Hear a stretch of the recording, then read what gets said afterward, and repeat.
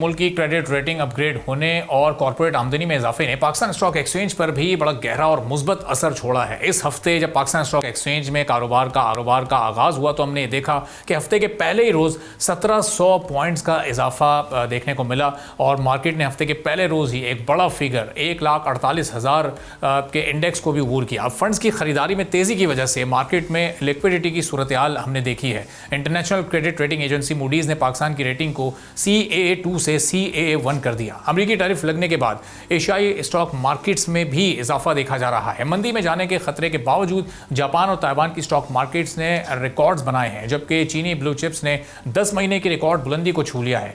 अमेरिकी सदर की रूसी हममनसब से मुलाकात के बाद ट्रंप जंगबंदी के बजाय अमन मुआहदे पर कायल नजर आते हैं और अमेरिकी सदर अपने यूक्रेनी हममनसब से मुलाकात में अगले इक़दामात का बहुत ही अहम उसमें ऐलान जो भी है वो सामने आएगा। और इस हफ्ते का major economic event Jackson Hole symposium में मुनक़िद किया जाएगा, जहां chair Jerome Powell economic outlook और सेंट्रल बैंक की पॉलिसी फ्रेमवर्क पर बात होगी।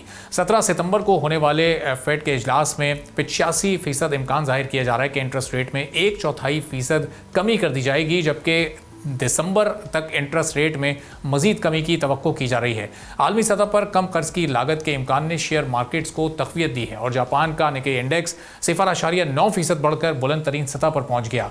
MSCI का एशिया पैसिफिक में मामूली कमी देखी गई है, जो गुज़िश्ता हफ्ते 4 साल की बुलंद तरीन सतह तक पहुंच चुका था। चीनी ब्लू चिप कंपनीज के स्टॉक्स में 1% का इजाफा हुआ, जिससे इस सहमाई में मजमूई मुनाफा तकरीबन 8% हो गया। फिर यूरो स्टॉक्स में 50 फ्यूचर्स और FTSE फ्यूचर्स में 0.2% का इजाफा हुआ। DAX फ्यूचर्स में 0.1 इजाफा हमने रिकॉर्ड होते देखा है।